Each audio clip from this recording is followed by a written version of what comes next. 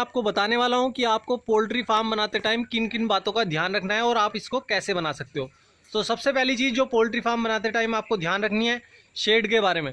Shade आपको cement वाली use करनी है। दो तरह की शेड आती है, एक मेटल वाली आती है और एक सीमेंट वाली। सीमेंट वाली यूज़ करें, मेटल वाली यूज़ करोगे आप तो उससे गर्मी होगी फार्म के अंदर, क्योंकि जब धूप निकलती है धूप की वजह से वो गर्म होगी और चीज़ों को गर्मी लगेगी, तो इसलिए सीमेंट वाली ही यूज़ करें।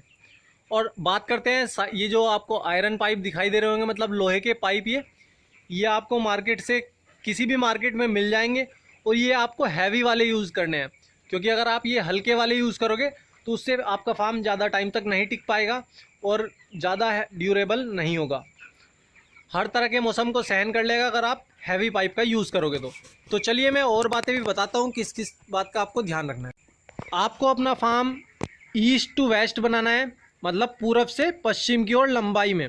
और बात करते हैं फार्म की चौड़ाई कितनी रखनी चाहिए, तो एक आइडियल फार्म की जो चौड़ाई होती है वो होती है 25 फीट मिनिमम, और ज़्यादा से ज़्यादा आप 30 फीट रख सकते हो। इससे ज़्यादा चौड़ाई ना रखें, और 1-2 फीट का आप अंतर कर सकते हो। अगर आपकी ज़मीन 32 फीट है या 33 फीट है, आप उस हिसाब से मैनेज कर सकते हो, पर इससे ज़्यादा चौड़ा ना रखें, क्योंकि उससे क्या होगा, आपका फार्म जितना भी ज़्यादा चौड़ाई में होगा उससे फार्म के अंदर गैस बनेगी और उसके निकलने के लिए कहीं को भी जगह नहीं होगी। तो इसलिए फार्म को हमेशा 25 फीट मिनिमम, कम से कम 25 फीट चौड़ा रखें और ज़्यादा से ज़्यादा 30 फीट। इससे फार्म के अंदर धूप भी सही आएगी और हवा भी आती जाती रहेगी, फार्म के अंदर बिल्कुल भी गैस नहीं बनेगी। और तीसरी बात जो फार्म की ध्यान रखनी है आपको, ये साइड की दीवार आपको दिखाई दे रही होगी। अगर आपके एरिया में तेज़ हवा चलती है तो आपको ये दीवार थोड़ी ऊंची रखनी है, जितनी आपको हमारे फार्म में दिखाई दे रही है, क्योंकि कुछ पोल्ट्री फार्मर इस चीज़ में भी गलती कर देते हैं, वो साइड की दीवार बिल्कुल छोटी बनाते हैं। तो उससे क्या होता है, चिक्स को डायरेक्ट हवा लगती है और CRD जैसी बीमारियां आती रहती हैं।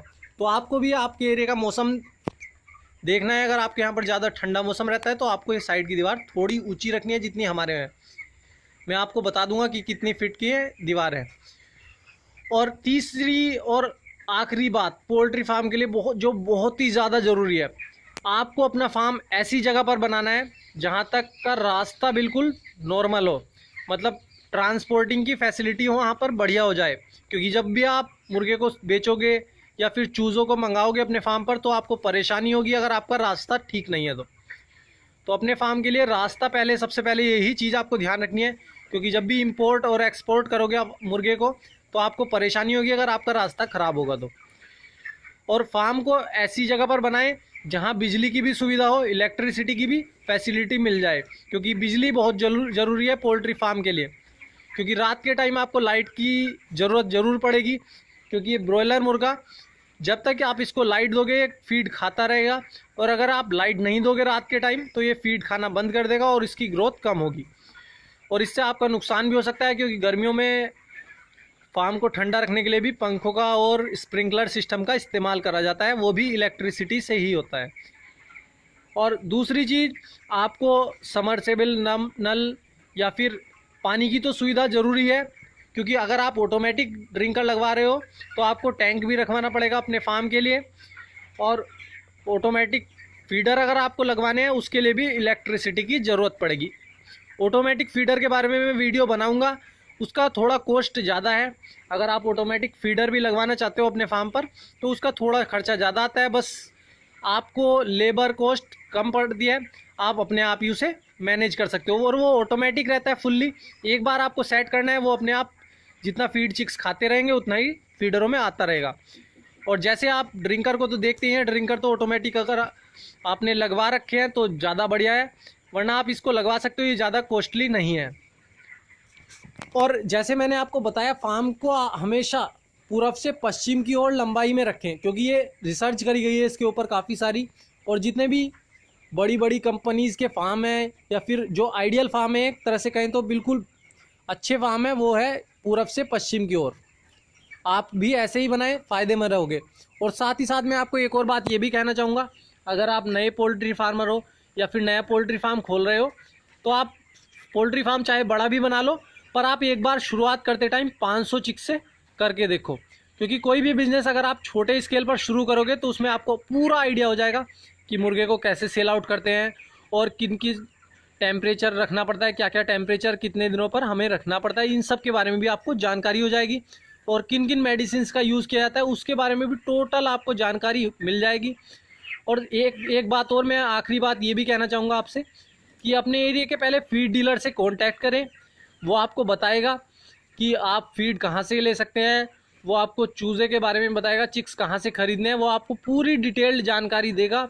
और मुर्गे को सेल आउट करने के बारे में भी पूरी जानकारी देगा, क्योंकि ये सबसे ज़रूरी बात है जो आपको कहीं पर भी सुनने को नहीं मिलेगी। मैं इसीलिए कह रहा हूँ कि आपको मुर्गे को सेल आउट करने के बारे में भी जानकारी लेनी है फीड डीलर से, और चिक्स को ख़रीदने के बारे में भी। वो आपके यहाँ पर चिक्स को भी मंगा देगा और शायद मुर्गे को भी सेल आउट कर दे, आपको वो कॉन्टैक्ट नंबर दे देगा या फिर अपने आप सेल आउट करा देगा।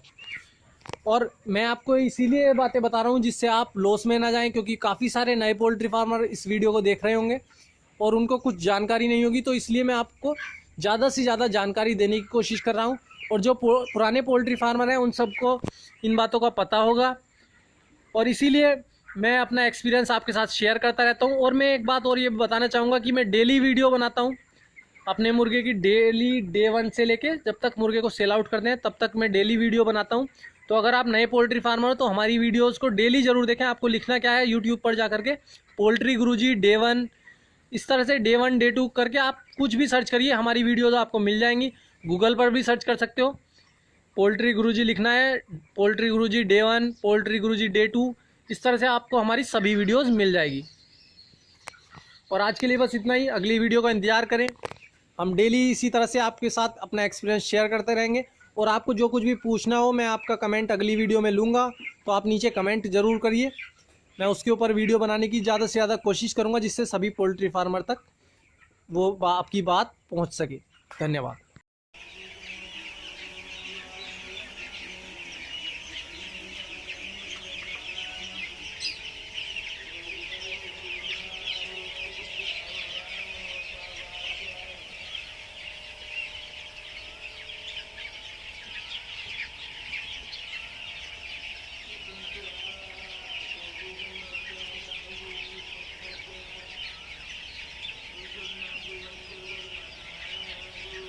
ज़्यादा